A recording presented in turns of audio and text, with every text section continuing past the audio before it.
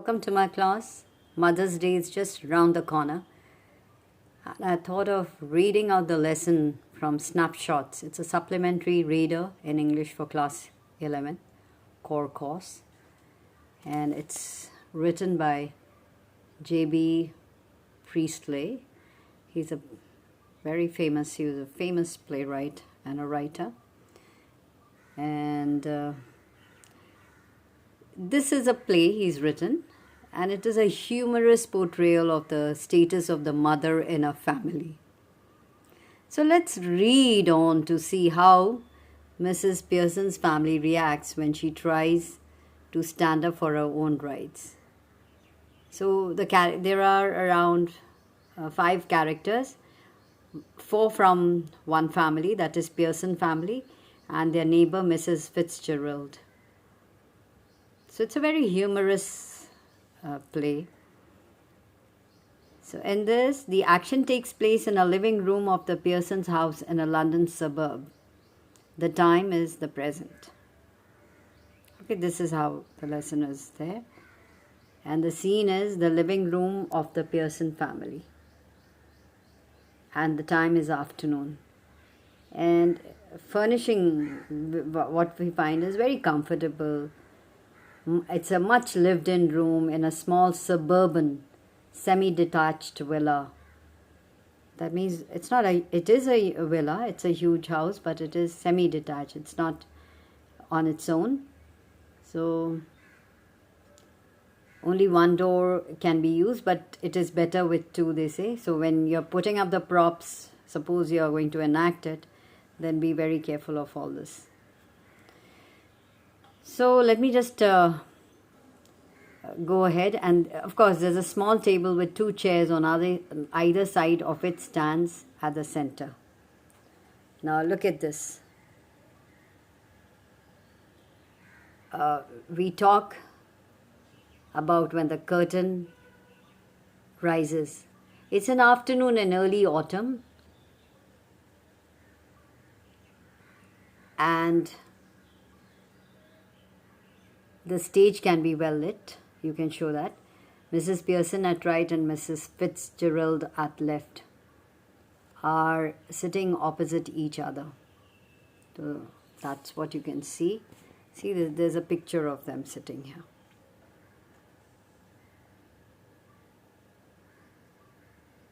So she's visiting, and she knows of her plight. She knows Mrs. Fitzgerald is a neighbor, and she knows about Mrs. Pearson's plight. Mrs. Pearson is a pleasant but worried looking woman in her 40s. Mrs. Fitzgerald is older, however heavier, and a strong and a sinister personality. She's smoking. It is very important that these 2 should have sharply contrasting voices. So I'll try to do that. Mrs. Pearson is speaking in a light, flurried sort of tone, with a touch of stubborn cockney perhaps, and Mrs. Fitzgerald with a deep voice, rather Irish perhaps. So we have this conversation going on. You can see, I'm going to read that. Mrs. Fitzgerald collecting up the cards. So she's come to play cards at her place in her tiny room, in the room there. It's a comfortable, furnished, lived-in room. That's what they've said. So she's come there to play cards. And she says, "And that's all I can tell you, Mrs. Pearson. Could be a good fortune, could be a bad one. All depends on yourself now. Make up your mind." And there it is. Mrs. Pearson: "Yes, thank you, Mrs. Fitzgerald. I'm much obliged. I'm sure it's wonderful having a real fortune teller living next door. Did you learn that out east too?" So they're having a conversation, and it just begins from somewhere there. So Fitzgerald: "Yeah, I did. 12 years I had of it, with my old man rising to be the lieutenant quartermaster. He learnt a lot. I learnt a lot more. But Will you make up your mind now, Mrs. Pearson, dear? Put your foot down once and for all and be the mistress of your own house and the boss of your own family. Mrs. Pearson smiling apologetically. That's easier said than done. Besides, I'm so fond of them even if they are so thoughtless and selfish. They don't mean to be. Mrs. Fitzgerald cutting in. Maybe not, but you'd be better for them. It would be better for them if they learnt to treat you properly. Mrs. P. Yes, I suppose it would be in a way. Cutting in. Maybe not, but you'd be better for them if they... Okay. Mrs. Fitzgerald. No doubt about it at all. Who's the better for being spoiled? Grown man, lad or girl? Nobody. You think it does them good when you run after them all the time? Take their orders as if they were the servant in the house? Stay at home every night while they go out enjoying themselves? Never in all your life. It's a ruin of them all. Them as well as you. Husbands, sons, daughters should be taking notice of wives and mothers, not giving them orders and treating them like dirt. And don't tell me you don't know what I mean, for I know more than you've told me. Mrs. Pearson, dubiously, I keep dropping a hint. Hint? It's more than hints your family needs, Mrs. Pearson. Mrs. Pearson dubiously, I suppose it is, but I do hate any unpleasantness, and it is so hard to know where to start. I keep making up my mind to have it out with them, but somehow I don't know how to begin. She glances at her watch or at a clock. Oh, good gracious, look at the time. Nothing ready and they'll be home any minute and probably all in a hurry to go out again. As she's about to rise, Mrs. Fitzgerald reaches out across the table and pulls her down. Mrs. Fitzgerald, let them wait or look after themselves for once. This is where your foot goes down. Start now. She lights a cigarette from the one she has just finished. Mrs. Pearson, embarrassed. Mrs. Fitzgerald, I know you mean well. In fact, I agree with you, but I just can't. And it's no use you trying to make me. If I promise you, I'd really have it out with them. I know I wouldn't be able to keep my promise. Mrs. Fitzgerald, then let me do it. Mrs. Pearson flustered. Oh no, thank you very much, Mrs. Fitzgerald. But that wouldn't do at all. It couldn't possibly be somebody else. They'd resent it at once and wouldn't listen. And really, I couldn't blame them. I know I ought to do it. But you see how it is? She looks apologetically across the table, smiling rather miserably. Mrs. Fitzgerald coolly, you haven't got the idea. Bewildered, oh, I'm sorry. I thought you asked me to let you do it. Mrs. Fitzgerald, I did, but not as me, as you. But I don't understand. You couldn't be me. Mrs. Fitzgerald coolly. We change places, or really bodies. You look like me, I look like you. Mrs. Pearson, but that's impossible. Mrs. Fitzgerald. How do you know? Ever tried it? No, of course not. Coolly, I have. Not for some time, but it still ought to work. Won't last long, but long enough for what we want to do. Learnt it out east, of course, where they're up to all these tricks. She holds her hand across the table, keeping the cigarette in her mouth. Give me your hands, dear. Mrs. Pearson, dubiously. Well, I don't know. Is it right? Mrs. Pearson has a doubt about her helping. So she doesn't like the idea. Mrs. Pearson. Mrs. Fitzgerald. It's your only chance. Give me your hands. And keep quiet a minute. Just don't think about anything. Taking her hands. Now look at me. They stare at each other, muttering. Ashtara dam, ashtara lam, ashtara lam dam bona. This little scene should be acted very carefully. we are to assume that the personalities change bodies. So, they change bodies. So the soul of Mrs. Fitzgerald goes into Mrs. Pearson, and Mrs. Pearson's into Mrs. Fitzgerald. So it's very interesting. So after the spell has been spoken, both women, still grasping hands, go lax, as if the life were out of them. Then both come to life, but with the personality of the other. Each must try to adopt the voice and mannerisms of the other. So now Mrs. Pearson is bold and dominating, and Mrs. Fitzgerald is nervous and fluttering. Mrs. Pearson, now with Mrs. Fitzgerald's personality. See what I mean, dear? She notices a cigarette. Here, you don't want these. She snatches it and puts it in her own mouth, puffing contentedly. Mrs. Fitzgerald, now with Mrs. Pearson's personality, looks down at herself and sees that her body has changed and gives a scream of fright. Mrs. Fitzgerald, with Mrs. Pearson's personality. Oh, it's happened.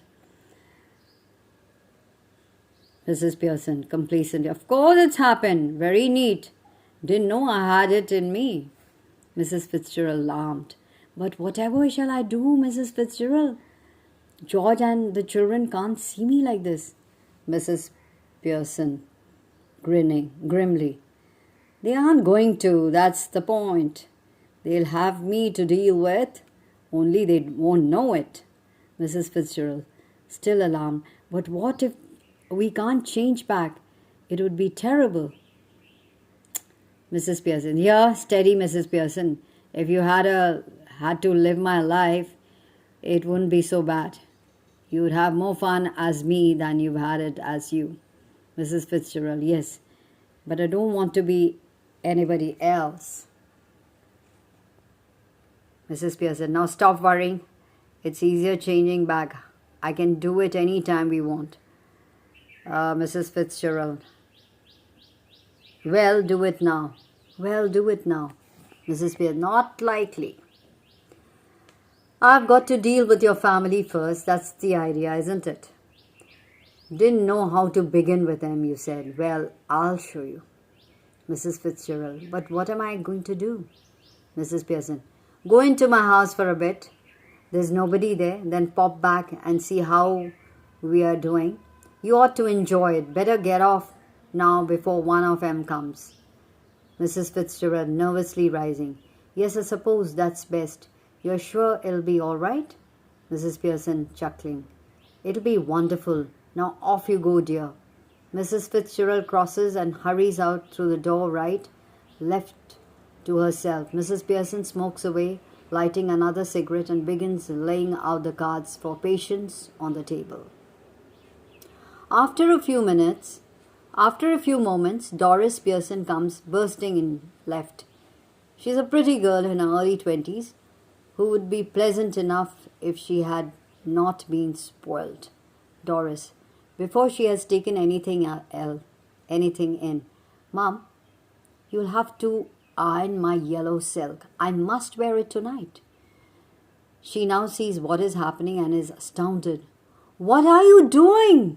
She moves down left center. Mrs. Pearson now uses her ordinary voice, but her manner is not fluttering and apologetic, but cool and incisive. Mrs. Pearson, not even looking up. What do you think I'm doing? Whitewashing the ceiling? Doris, still astounded. But you are smoking. Mrs. Pearson, that's right, dear. No law against it, is there? Doris, but I thought you didn't smoke. Mrs. Pearson, then you thought wrong. Doris, are we having tea in the kitchen? Mrs. Pearson, have it where you like, dear. Doris, angrily, do you mean it isn't ready? Mrs. Pearson, yours isn't. I've had all I want. Might go out later and get a square meal at Clarendon. Doris, hardly believing her ears. Who might? So her daughter has just seen the change and is really worried. Mrs. Pearson, I might. Who do you think? Doris staring at her mum. Mum, what's the matter with you? Mrs. Pearson, don't be silly. Doris indignantly. It's not me that's being silly, and I must say it's a bit much when I've been working hard all day and you can't even bother to get my tea ready. Did you hear what I said about my yellow silk? Mrs. Pearson, no. Don't you like it now? I never did. Doris, indignantly, of course I like it and I'm going to wear it tonight, so I want it ironed. Mrs. Pearson, want it ironed? What do you think it's going to do? Iron itself? Doris, no, you're going to iron it for me. You always do. Mrs. Pearson, well, this time I don't. And don't talk rubbish to me about working hard. I have a good idea how much you do. Doris Pearson, I put in twice the hours you do and get no wages. No thanks for it. Why are you going to wear your yellow silk? Where are you going? Doris sulkily, oh, with Charlie Spence. Mrs. Pearson, why? Doris White, why? What's the matter with you? Why shouldn't I go with Charlie Spence? If he asks me and I want to. Any objections? Go on. You might as well tell me. Mrs. Pearson severely, can't you find anything better? Can't you find anybody better? I won't be seen dead with Charlie Spence, buck-teethed and half-witted. Doris, he isn't. When I was your age, I would have found somebody better than Charlie Spence or given myself up to a bad job. Doris, nearly in tears, oh, shut up. Doris runs out left. Mrs. Pearson chuckles and begins putting the cards together. After a moment, Cyril Pearson enters left. He's the masculine counterpart of Doris. That is, Doris's brother comes in. Her son. Cyril briskly, hello, Mum. Tea's ready? No. Cyril moving to the table and all. Why not? Mrs. Pearson coolly, I couldn't bother. Cyril, feeling off color or something? Mrs. Pearson, never felt better in my life. Cyril aggressively, what's the idea then? Mrs. Pearson, just a change. Cyril, well, snap out of it, Ma, and get cracking. Haven't too much time. Cyril is about to go when Mrs. Pearson's voice checks him. Mrs. Pearson, I have plenty of time. Cyril, yes, but I haven't. Got a busy night tonight. Moving left to the door. Did you put my things out? Mrs. Pearson, coolly, can't remember, but I doubt it.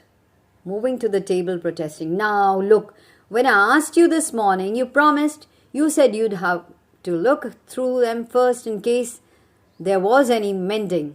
Mrs. Pearson, yes. Well, now I've decided I don't like mending. Cyril, that's a nice way to talk. What would happen if we all talked like that? Mrs. Pearson, you all do talk like that. If there's something at home you don't want to do, you don't do it. And it's something you... And if it's something at your work, you get the union to bar it. Now, all that's happened is that I've joined the movement. Cyril staggered. I don't get this, Mum. What's going on?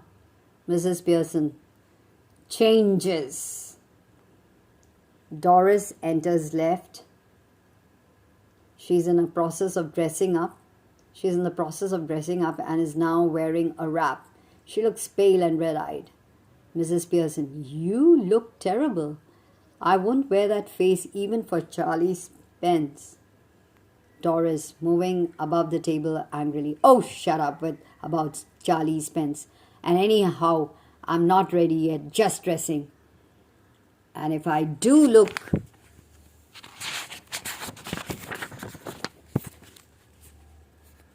terrible, it's your fault. You made me cry. Cyril, curious. Why? What did she do? Doris, never you mind.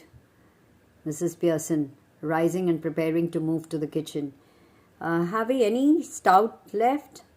I can't remember. Cyril, bottle or two, I think. But you don't want stout now? Mrs. Pearson, moving left slowly. I do. Cyril, what for? Mrs. Pearson, turning at the door. To drink, you clot.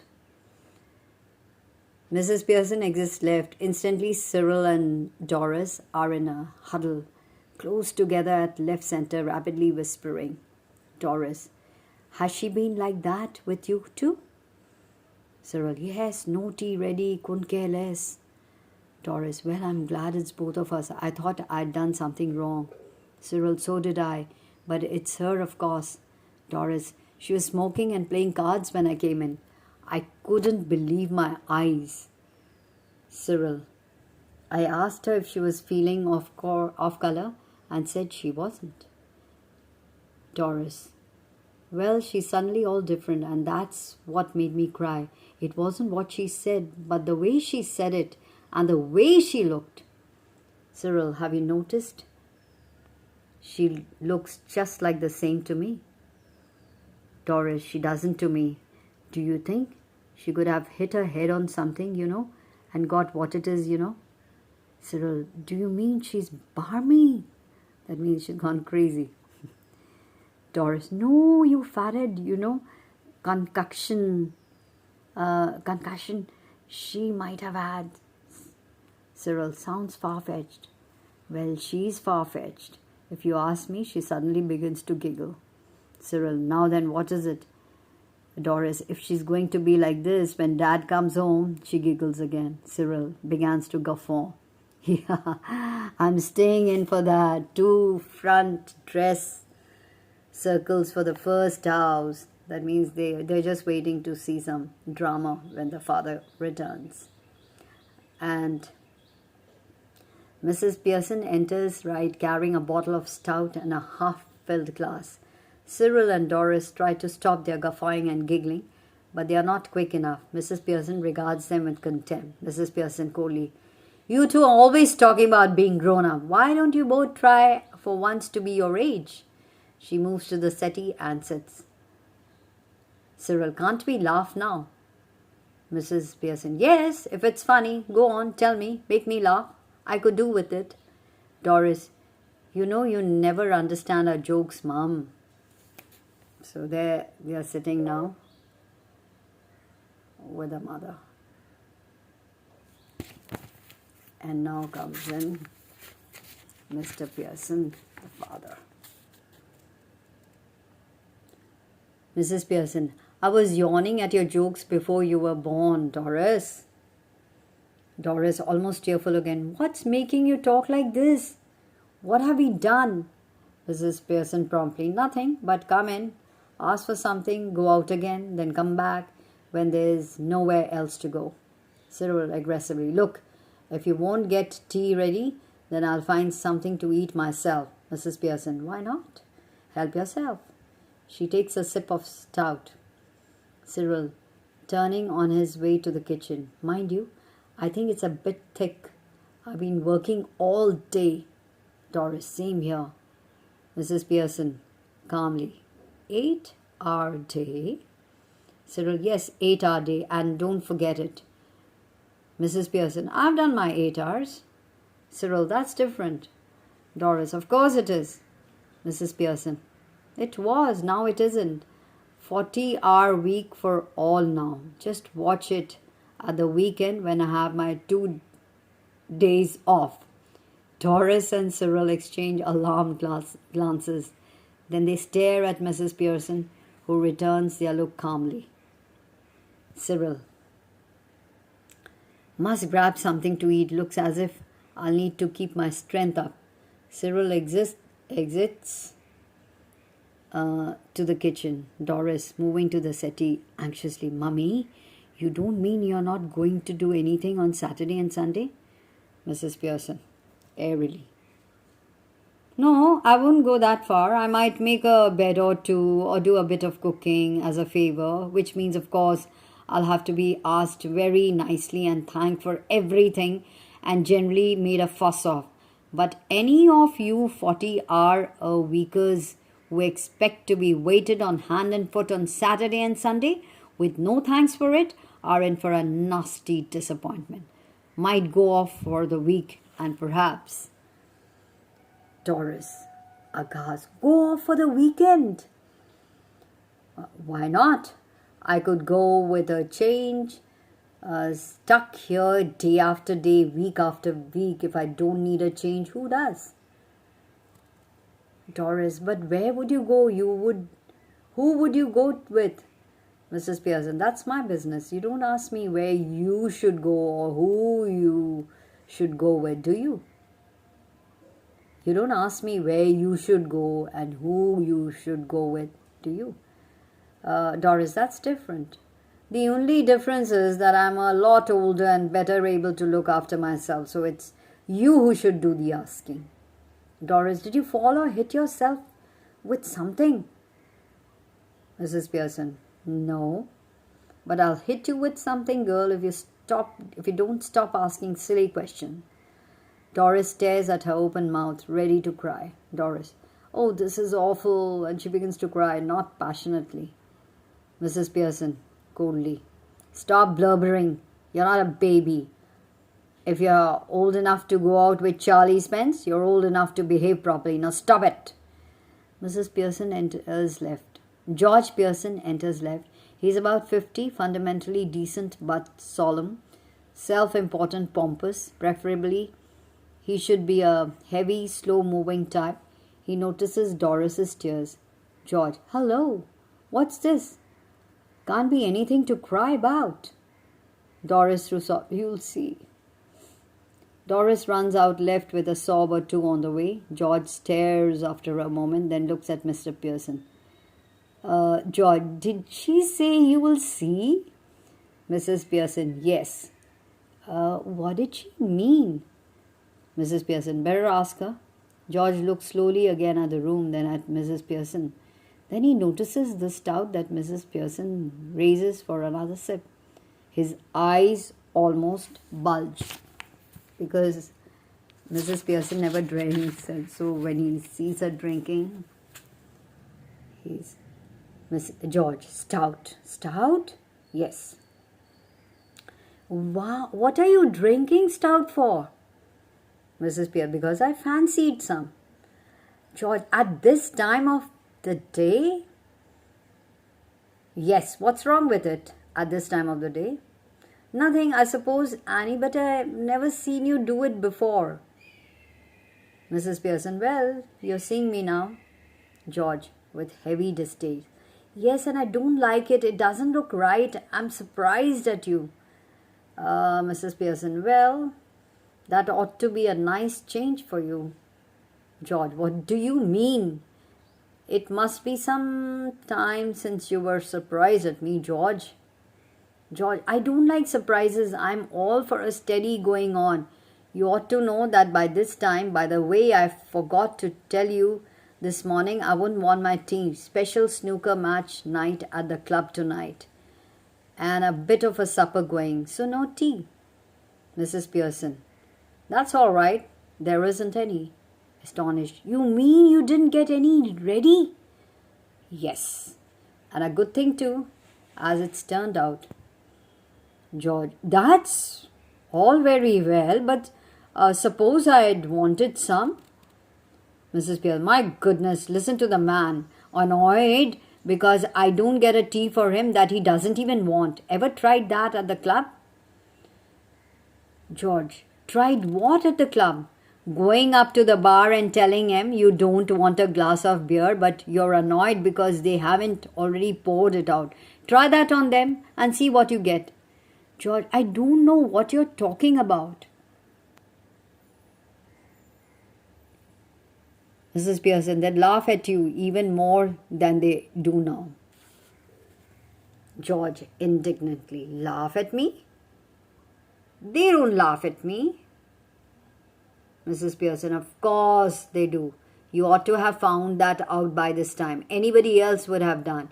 You're one of their standing jokes. Famous. They call you Pompey Yompy Pearson because they think you're so slow and pompous. Never. Mrs. Pearson, it's always beaten me why you should want to spend so much time at a place where they're always laughing at you behind your back and calling you names. Leaving your wife at home night after night instead of going out with her, who doesn't make you look a fool? Cyril enters with a glass of milk in one hand and a thick slice of cake in the other. George, almost dazed, turned to him appealingly. George, here, Cyril. You've been with me to the club once or twice. They don't laugh at me and call me Pompey Ompy Pearson, do they? Cyril, embarrassed, hesitates angrily. Go on. Tell me, do they? Cyril, embarrassed. Yes, Dad, I'm afraid they do. George slowly looks from one of to the other, staggered. George slowly, well, I'll be damned. George exits left slowly, almost as if somebody had hit him over the head. Cyril, after watching him go, turns indignantly to Mrs. Pearson. Cyril, now you shouldn't have told him that, Mum. That's not fair. You've hurt his feelings, mine too. Mrs. Pearson, sometimes it does people good to have their feelings hurt. The truth ought to hurt anybody for long. If your father didn't go to the club so often, perhaps they'd stop laughing at him. Gloomily, I doubt it.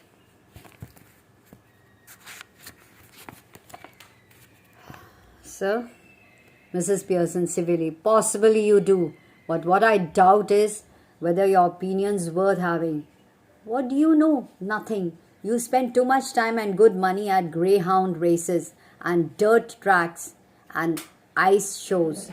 Cyril sulkily, well, what if I do? I've got to enjoy myself somehow, haven't I?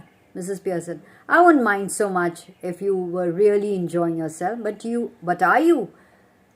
And where is it getting you? There is a sharp, hurried knocking heard off left. Cyril, might be for me, I'll see. Cyril hurries out left. In a moment he re-enters, closing the door behind him. Oh, it's that silly old bag from next door, Mrs. Fitzgerald. You don't want her here, do you? Mrs. Pearson sharply. Certainly I do. Ask her in. And don't call her silly old bag either. She's a very nice woman and a lot more sense than you'll ever have.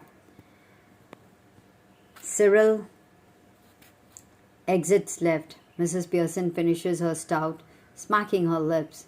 Cyril re-enters left, ushering Mrs. Fitzgerald, who hesitates in the doorway. Come in, Mrs. Fitzgerald.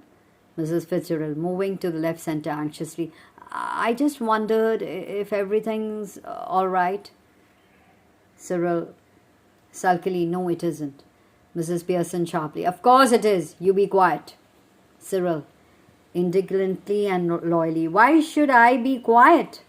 Mrs. Pearson shouting, because I tell you to, you silly spoilt young pecan. Mrs. Fitzgerald protesting nervously, oh no, surely. Mrs. Pearson severely, now Mrs. Fitzgerald, just let me manage my family in my own way, please. Mrs. Fitzgerald, yes, but Cyril? Cyril sulky and glowering. Mrs. Cyril Pearson, to you. Please, Mrs. Fitzgerald. Cyril stalks off into the kitchen. And then Mrs. Fitzgerald. Actually, Mrs. Fitzgerald has the soul of Mrs. Pearson, so you can see the tone. Moving to the settee, whispering, oh dear, what's happening? Mrs. Pearson, calmly, nothing much, just putting them in their places, that's all, doing what you ought to have done long since. Mrs. Fitzgerald, is George home? She sits besides Mrs. Pearson on the settee. Mrs. Pearson, yes, I've been telling him what they think of him at the club. Well, they think a lot of him, don't they? Mrs. Pearson, no, they don't. And now he knows it. Nervously, oh dear, I wish you hadn't, Miss Fitzgerald. Nonsense. Doing all a world of good. And they'll be eating out of your hand soon, you'll see. Mrs. Fitzgerald, I don't think I want them eating out of my hand. Mrs. Pearson, impatiently, well, whatever you want, they'll be doing it. All three of them. Mark my words, Mrs. Pearson.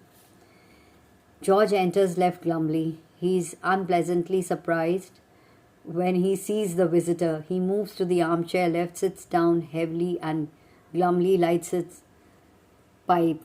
Then he looks from Mrs. Pearson to Mrs. Fitzgerald, who's regarding him anxiously. George, just looked in for a minute, I suppose, Mrs. Fitzgerald. Mrs. Fitzgerald, who doesn't know what she's saying. Well, yes, I suppose so, George. George, aghast. George? Mrs. Fitzgerald, oh, I'm sorry. Mrs. Pearson, impatiently. What does it matter? Your name's George, isn't it? Who do you think you are, Duke of Edinburgh? George, angrily. What's he got to do with it? Just tell me that. And isn't it bad enough without her calling me George? No tea, Pompey Pearson. And poor Doris has been crying her eyes out upstairs. Yes, crying her eyes upstairs. So there's so much of humor in the conversation. It's now Mrs. Fitzgerald waiting. Oh dear, I ought to have known. George, staring at her annoyed. You ought to have known. Why ought you to have known? Nothing to do with you, Mrs. Fitzgerald. Look, we are at 6s and 7s here just now, so perhaps you'll excuse us. Mrs. Pearson, before Mrs. Fitzgerald can reply. I won't excuse you. George Pearson, next time a friend and a neighbor comes to see me, just say something. Just say something when you see her. Good evening or how do you do or something. And don't just march in and sit down without a word. It's bad manners. Mrs. Fitzgerald nervously. No, it's all right. Mrs. Pearson. No, it isn't all right. We'll have some decent manners in this house. Or I'll know the reason why. Glaring at George. Well?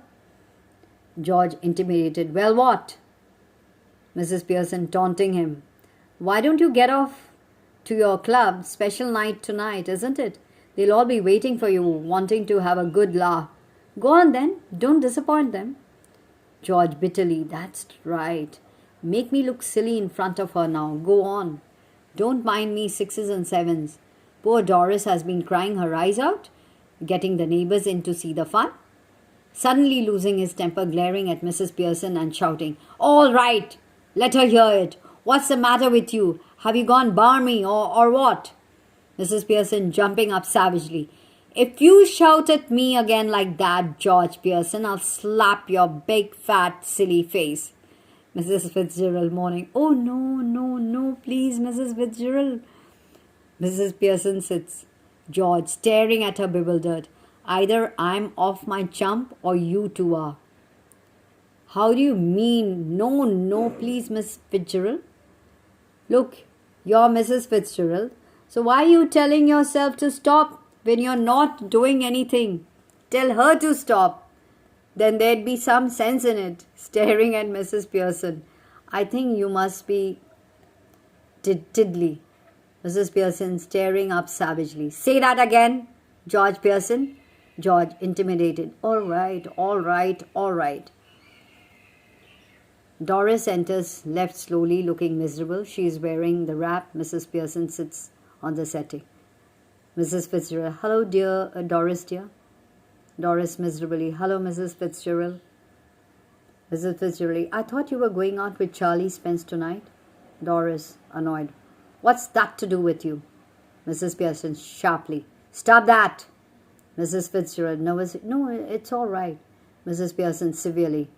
It isn't all right. I won't have a daughter of mine talking to anybody like that. Now answer Mrs. Fitzgerald properly, Doris, or go upstairs again. Doris looks wonderingly at her father. George, in despair. Don't look at me. I give it up. I just give it up.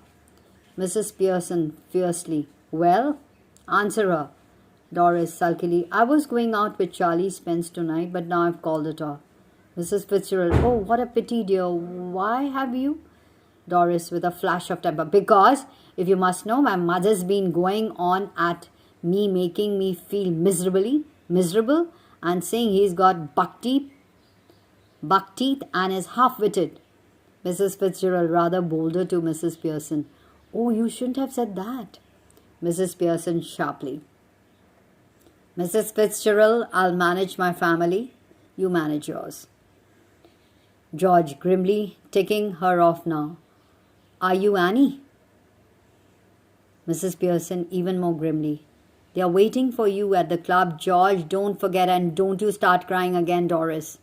Mrs. Fitzgerald getting up with a sudden decision. That's enough, quite enough. George and Doris stare at her bewildered. So now, to George and Doris. Now listen, you two. I want to have a private little talk with Mrs. Fitz. She corrects herself hastily with Mrs. Pearson. So I'll be obliged if you'll leave us alone for a few minutes. I'll let you know when we are finished. Go on, please. I promise you that you won't regret it. There's something here that only I can deal with. George rising. I'm glad somebody can. 'Cause I can't. Come on, Doris. George and Doris exit left. As they go, Mrs. Fitzgerald moves to left of the small table and sits. She eagerly beckons Mrs. Pearson to do the same thing. Mrs. Fitzgerald, we must change back now. We really must. Mrs. Pearson rising. Why? Mrs. Fitzgerald, because this has gone far enough. I can see they're all miserable and I can't bear it. Mrs. Pearson, a bit more of the same would do them good. Making a great difference already. She moves to right of the table and sits. Mrs. Fitzgerald, no, I can't stand any more of it. I really can't. You must change back. Hurry up, please, Mrs. Fitzgerald. Mrs. Pearson, well, if you insist. Yes, I do. Please, please. She stretches her hands across the table eagerly. Mrs. Pearson takes them. Mrs. Pearson, quite now, relax. Mrs. Pearson and Mrs. Fitzgerald stare at each other, muttering exactly as before. Ashtata dum, ashtata lam dum bona. They carry out the same action as before, going lax and then coming to life, but this time, of course, they become their proper personalities. Mrs. Fitzgerald, well, I enjoyed that. Mrs. Pearson, I didn't. Mrs. Fitzgerald, well, you ought to have done. Now listen. Mrs. Pearson, don't go soft on them again, else it'll all have been wasted. Mrs. Pearson, I'll try not to. Mrs. Fitzgerald. Mrs. Fitzgerald, they've not had as long as I'd like to have given them. Another hour or two rough treatment might have made it certain. Mrs. Pearson, I'm sure they'll do better now, though I don't know how am I going to explain. Mrs. Fitzgerald severely, don't you start any explaining or apologizing, or you've done for. Mrs. Pearson with spirit, it's all right for you, Mrs. Fitzgerald. After all, they aren't your husband and children. Mrs. Fitzgerald impressively, now you listen to me. You admitted yourself you were spoiling them, and they didn't appreciate you. And any apologies, any explanations, and you'll be straight back where you were. I'm warning you, dear. Just give them a look, a tone of voice, now and again, to suggest you might be tough for them if you wanted to be. And it ought to work. Anyhow, we can test it. Mrs. Pearson, how? Well, what is it you'd like them to do that they don't do? Stop at home for once? Mrs. Pearson, yes, and give me a hand with supper. Mrs. Fitzgerald, anything you'd like them to do that you enjoy whether they do or not? Hesitating, well, yes, I like a nice game of rummy, but of course I hardly ever have one except on Christmas. Mrs. Fitzgerald, getting up, that'll do then. She moves towards the door, left, then turns. But remember, keep firm, or you've had it. She opens the door, calling, "Hoy, you can come in now." Coming away from the door and moving right slightly, quietly. But remember, a firm hand. George, Doris, and Cyril file in through the doorway, looking apprehensively at Mrs. Pearson. I'm just off to let you enjoy yourself. So with that,